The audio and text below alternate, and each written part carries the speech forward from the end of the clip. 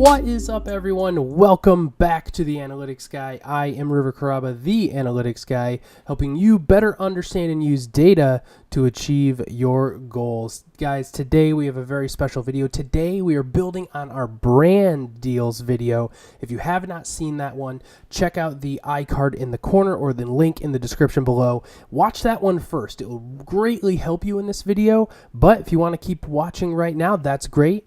And we are going to get on with this video. Brand deals, what are they? A brand deal is, very simply put, a deal that you as a creator, as a small business, as an entrepreneur, have with a brand to feature their product, integrate it, talk about it, review it. It can be whatever you really want it to be.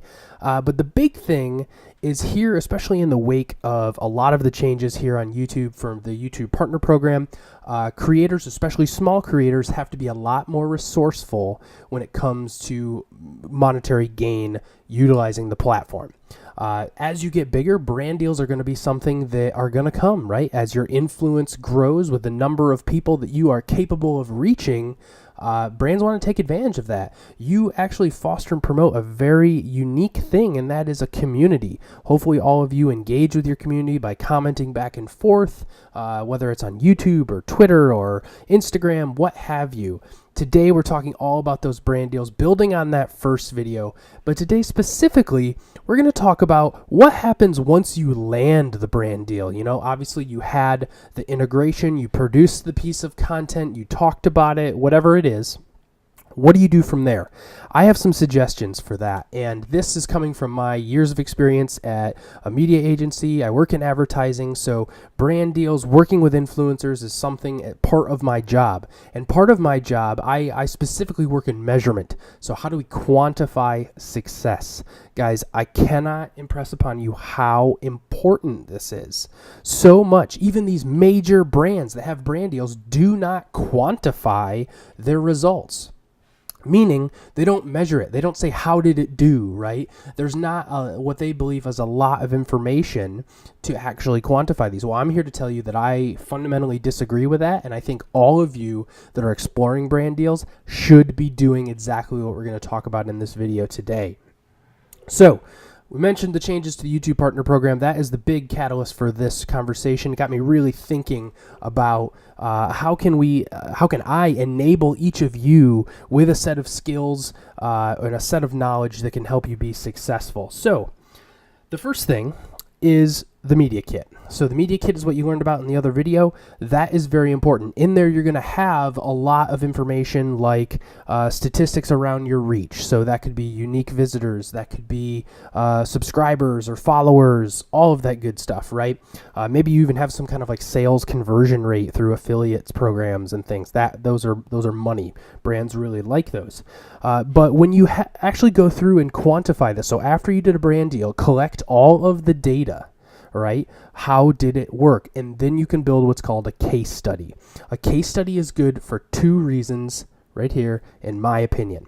Number one, you get to prove to the brand, how did this work? So that goes a long way for them. Brands expect reports. I have a whole team of people in my full-time job that's pretty much all they do. And guys, that is how brands take that to their boss. That's how they move it up in the ranks and prove whether they're going to do that again. So if you supply them with that, it makes that second conversation, third conversation, fourth conversation just even easier. So that's what you know. The number two reason, and arguably in my opinion, the most important, is for you. If you have a brand deal, right, and let's say it's just kind of off your brand, it didn't really go over very well with your consumers, you didn't get a lot of engagement, that's a good learning for you. Don't do that kind of brand again, right?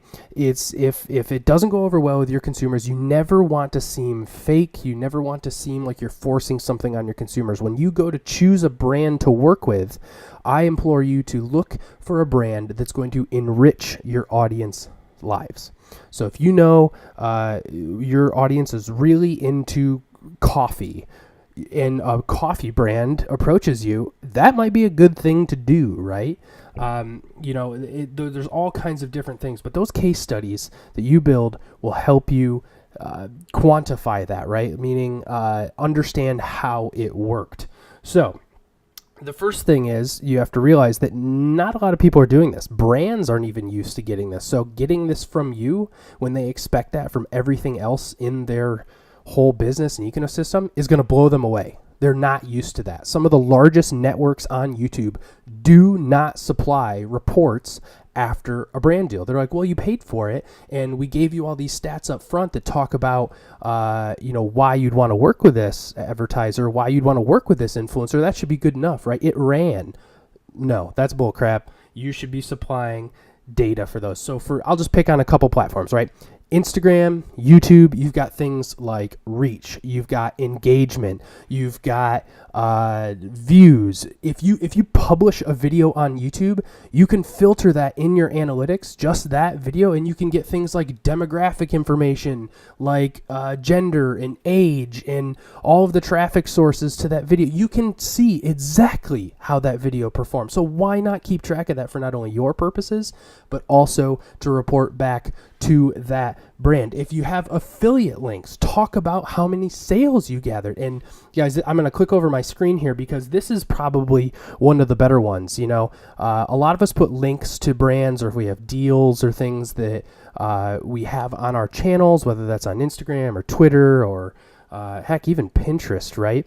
We'll flip over to this screen here. Some of you may have heard of this before. This is Google URL shortener, right? There's other platforms out there like Bitly or things like that that can shorten your URLs. And especially if you're in a blog post or something like that where you can have a hyperlink, you can actually hide this little link. So over here, you can see here are some of the examples. This was actually the link from yesterday's video. And it creates these little shortened links over here. And what this allows you to do is track those clicks. So right here, this is just a short test that I did the other day. You can see, actually it was last month or a couple months ago, whoops. You can see this over time. So if we wanted to pick, a month or whatever it is, you can alter the time frame. You can see who and where those referrers are coming from, what platforms, what browsers, all of information that helps you understand that. So let's imagine this, right? Let's imagine you, and I'll put that in the description below, or in the description below. So if you want to go to Google Link Shortener, or you can just Google Link Shortener, how meta. But what that allows you to do is, let's say you're driving to a company's website, you're supposed to sell this widget, right? They don't give you a unique URL or anything that would track you, but just the website. You could do a Google Link Shortener, and then that tells you how many clicks you drove to the site. Now, you won't, unfortunately, just with that information, be able to say how much sales you drove, but you'll have a good idea of how much volume you drove to their site. And that's important, especially that's how far you can take it forward. So, whenever, and this is, I should have mentioned this earlier, but this is really important too. Whenever you work to have a brand deal, it's important to mention and talk about what is the objective here? What's the goal? Do you just want me to mention this to my audience and because it's a measure of reach and awareness of your product? Like, hey, if you're selling pens, right, this is a pen, they exist, and you can get them here, right? Or is it to push a sale? Having the results and what the expectation of success is. So if it is to click through a link, like the link shortener, the expectation is that you sell X number of widgets, right? Or whatever it is. Having that set up front. So not later, like, ooh, this isn't working out. We're going to change our measure and try to do this now mid after the video's live. No, don't do that. Don't do that. Don't write the story because it's not panning out the way you want it to, right? Establish that success up front. That is very, very important. Like I mentioned earlier, these brands are used to getting reports. They're used to getting them. And the fact that you proactively do this all on your own is going to really impress them. And it's actually going to set the bar higher for other influencers that they work with in the future. So just know that. And this is a way that the industry has to move. We've heard all of this about brand safety and things like that. All of you should not necessarily be worried about that if you're producing great content. Just keep doing that. And when you work with a brand and you impress them with things like this, having this little report, that is really going to go a long, long way. So, having this does not just allow a brand to just keep you in memory alone. They're going to have a deliverable, a thing that helps them remember you and teach them exactly how powerful influencers can be. Guys, I've already gone like 10 minutes here. I wanted to keep this fairly short. I threw a lot of information at you and just gave you some things to think about. I didn't show you a thing or have a template. In the future, we might actually be doing that.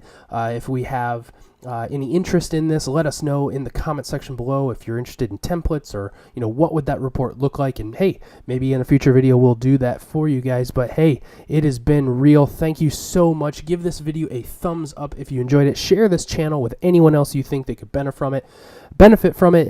It's this day and age, guys. Us as creators have to band together and help promote each other. And here at the Analytics Guy, myself, my wife who helps me on the back end, we are just all about helping each other and helping creators succeed. So thank you very much, guys, and we will see you in the next one.